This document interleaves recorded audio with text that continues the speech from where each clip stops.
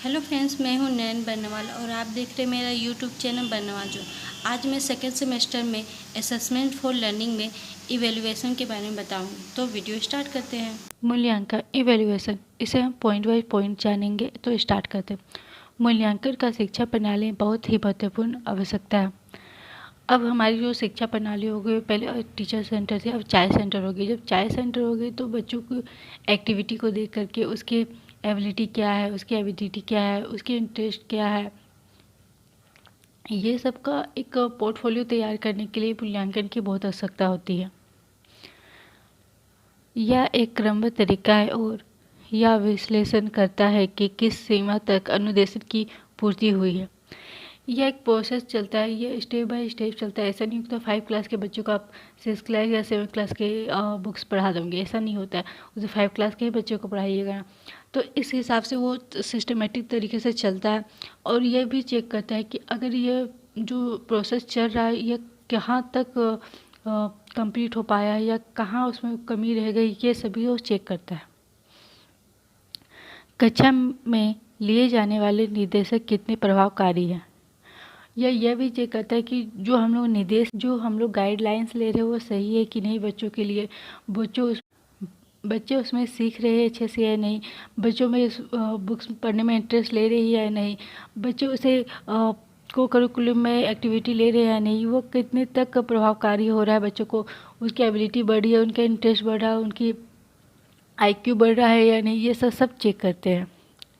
शैक्षिक उद्देश्यों की पूर्ति कितने अच्छे ढंग से हुई है, ये भी चेक करता है कि बच्चों का ऑल ओवर डेवलपमेंट कितना हुआ है, बच्चों का स्टडी में कितना डेवलपमेंट हुआ है, कितने अच्छे ढंग से वो अपने उद्देश्य को पूरा कर पा रहा है, अपने एम्स तक पहुंच पा रहा है, ये सब चेक करते हैं।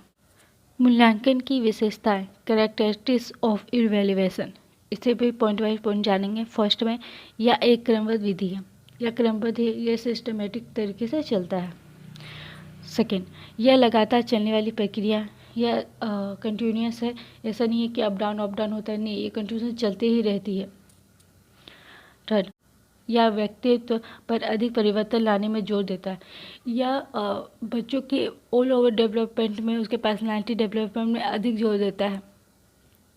फोर्थ, यह केवल विषय वस्तु का ही उपलब्धि का आकलन नहीं करता, बल्कि यह छात्रों की प्रवृत्ति, रुचि, आदर्श, सोचने का तरीका, कार्य करने का तरीका या व्यक्तिगत तथा सामाजिक गहनता का अध्ययन भी करता है।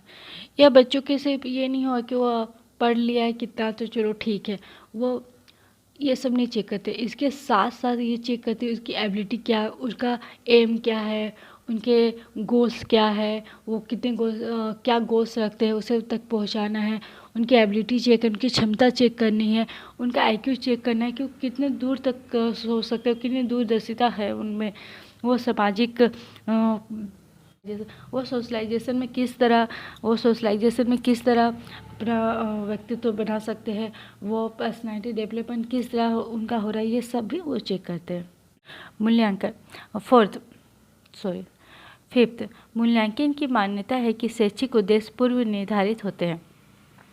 मूल्यांकन ये मान्यता करता है कि शैक्षिक को जो उनको उद्देश्य मिलने वाला है उसे हम पूर्व निर्धारित कर लेंगे, उसके अनुसार हम बच्चों को शैक्षिक उद्देश्य को। 6, एक समग्र मूल्यांकन कार्यक्रम में बहुत सारे तरीके का प्रयोग किया जाता है। संश्लेषण, विश्लेषण, प्रायोगिक, व्याख्यान आदि विधियाँ, बहुत प्रकार की परीक्षाएं जैसे निबंधात्मक, वस्तुनिष्ठ तथा बहुत सारे प्रविधियाँ जैसे नियंत्रण, निरीक्षण, समाज नीति इत्यादि।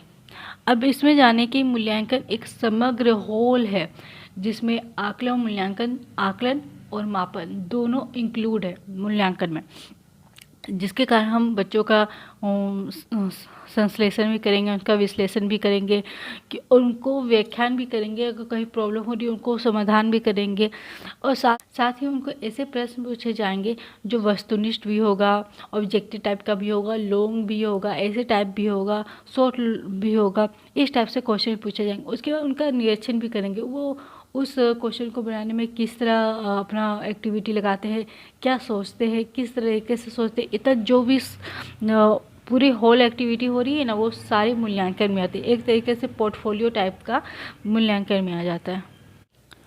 मूल्यांकन का आवश्यकता और महत्व। Need and important of evaluation. इसका फर्स्ट पॉइंट देखें। फर्स्ट, मूल्यांकन बेहतर शैक्षिक कार्यक्रम बनाने में मदद करता है।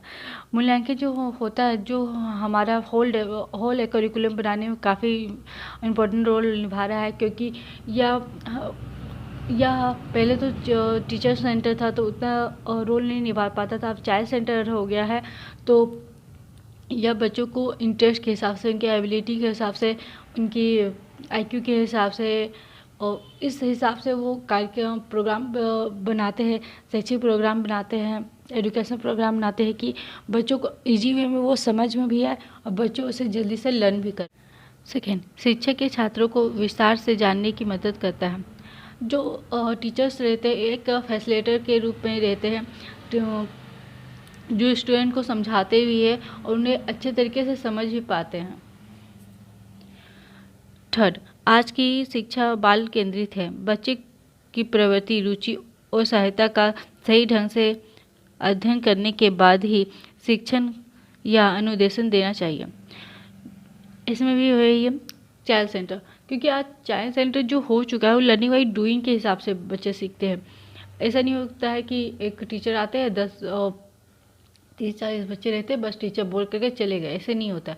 वहाँ आते हैं बच्चे अच्छे से पढ़ाते, टीचर्स अच्छे से आते टीचर आते हैं और बच्चों को अच्छे से पढ़ाते हैं, उसे खेल खेल में सिखाएंगे। जैसे कि एक मान लीजिए आजकल का बॉल्स जो दीवार भी होते हैं, बहुत सारे क ख ग लिखे रहते हैं, ABCD लिखे रहते हैं, टेबल्स लिखे रहते हैं, तो उस तरह के बच्चों को पढ़ने में भी इजी होता है और टीचर को पढ़ाने में भी इजी होता है। जब टीचर चले जाते हैं तो बच्चे वो देख करके भी सीखेंगे कि हाँ आज ABCD पढ़ा, ये A है, ये B है, इस टाइप के से सीखेंगे। फोर्थ, यह शिक्षक को अनुदेशनात्मक उद्देश्यों को निर्धारित करने, मूल्यांकन करने तथा सुधार करने में मदद करता है। ये जो शैक्षिक प्रोग्राम बना है, जो एजुकेशन प्रोग्राम बनेगा, उसमें क्या अनुदेश है, वहाँ पे क्या सुधार की आवश्यकता है, किस हिसाब से सुधार करना चाहिए, ये सब मूल्यांकन के अंतर्गत होता है। फिफ्थ, यह छात्रों के पूर्व ज्ञान को जानने में मदद करता है।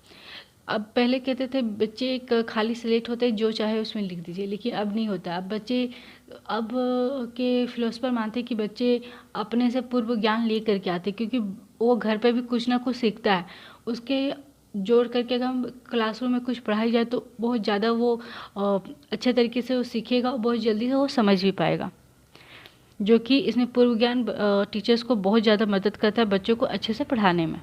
6, यह प्रशासन को मदद करता है शैक्षिक नियोजन बनाने में और छात्र के चुनाव, वर्गीकरण और स्थापन करने में। जो मूल्यांकन होता है यह फैसिलिटेटर को मदद करता है, जो एजुकेशन प्रोग्राम वो बनाते हैं बच्चों के लिए। बच्चों को क्या इंटरेस्ट है, क्या एबिलिटी है, क्या IQ है, उसके हिसाब से अगर उन्हें अकॉर्डिंग करते हैं, उनका वर्गीकरण करते हैं, क्लासिफिकेशन करते हैं, तो ये सब प्रशासन को बहुत ज़्यादा मदद होता है। 7, यह अभिभावकों को अपने बच्चे की पढ़ाई की गति से अवगत कराते हैं।